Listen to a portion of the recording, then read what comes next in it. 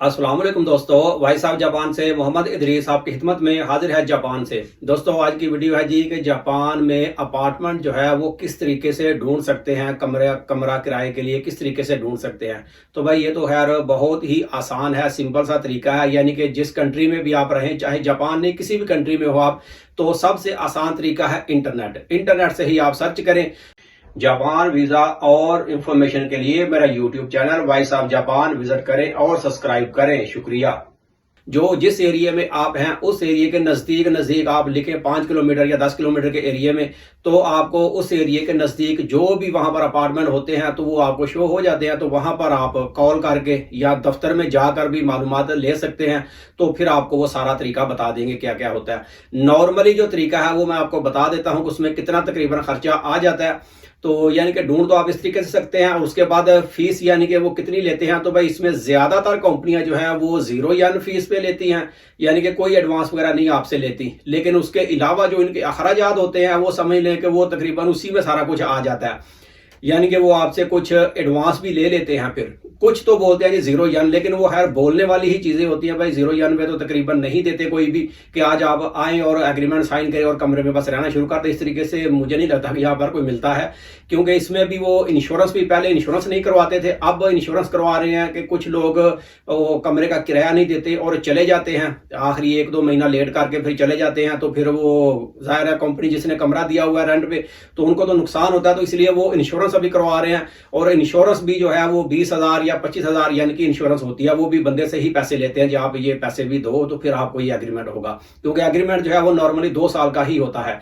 और ये तकरीबन तकरीबन टोटल मैं आपको बताता हूँ, कुल मिलाकर तकरीबन भी समझ लें कि पहले महीने जो आपने देना होता है ये तकरीबन जापान का 1 लाख या 80,000 यानी के करीब करीब आपको पहले महीने देना पड़ता है। और इसी में आपका 1 महीने का किराया भी इसमें चला जाता है। और किराया जो है वो नॉर्मली 25,000 या 30,000 या 35,000 यान तक नॉर्मली किराया जो है वो मिल जाता है अपार्टमेंट। अब कुछ लोग सोचेंगे जी टोक्यो, तो भाई टोक्यो के अंदर ही सारे लोग नहीं रहते, टोक्यो से बाहर भी कुछ लोग रहते हैं। यानी कि ज्यादातर लोग टोक्यो से बाहर ही रहते हैं। जैसे अभी पाकिस्तान की बात करें तो हर बंदा इस्लामाबाद के अंदर नहीं रहता, उसके साथ और भी सिटियां हैं, ठीक है, पूरा मुल्क है। तो इसी तरह से भाई ये सारा सिस्टम है। अब जाहिर है कि टोक्यो में जाएंगे तो टोक्यो में तो जाहिर 70,000 या 80,000 येन वो नॉर्मली किराया मिलेगा। रूम तो बिल्कुल छोटे छोटे होते हैं, लेकिन किराया उनका ज्यादा है क्योंकि महंगा है।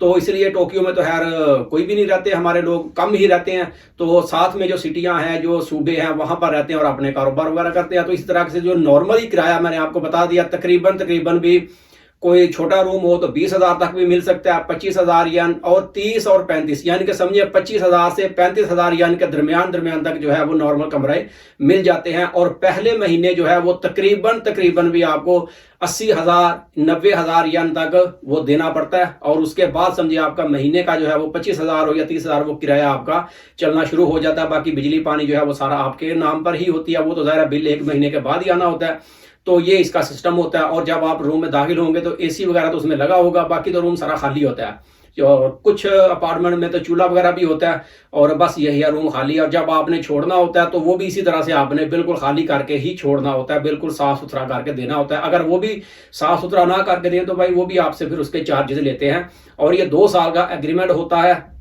और 2 साल से पहले अगर कमरा छोड़ें तो भाई फिर समझ लें 70-80 हजार आपको वो जुर्माना करते हैं और वो देना ही पड़ता है।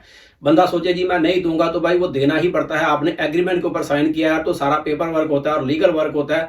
तो जाहिर है अगर आप बंदा को सोचे जी मेरा रेफ्यूजी वीजा है या मेरा फलां वीजा है, तो भाई वो भी फिर देख कर ही हर किसी को कमरा नहीं ऐसे पकड़ा देते। वो भी फिर साथ में कोई गारंटर मांगते हैं, जो बंदा जापानी हो या यहाँ पर परमानेंट वीजे वाला हो, चाहे किसी भी कंट्री का हो, लेकिन फिर वो गारंटर भी साथ में रखते हैं। इसीलिए गारंटर रखते हैं कि ये बंदा भागेगा तो गारंटर की गर्दन को पकड़ेंगे कि भाई तुम ये पैसे पे करो, तो वो सारे देने ही पड़ते हैं। इतना भी यानी कि नहीं चलता सिस्टम, एक सिस्टम से ही सारा कुछ हो रहा है। तो ये भाई इसका तरीकाकार है। तो ये वीडियो बस यहीं तक थी। वीडियो अच्छी लगे तो इसे लाइक कर दें। मिलते हैं किसी अगली वीडियो में, तब तक अपना बहुत ख्याल रखें। पाकिस्तान जिंदाबाद।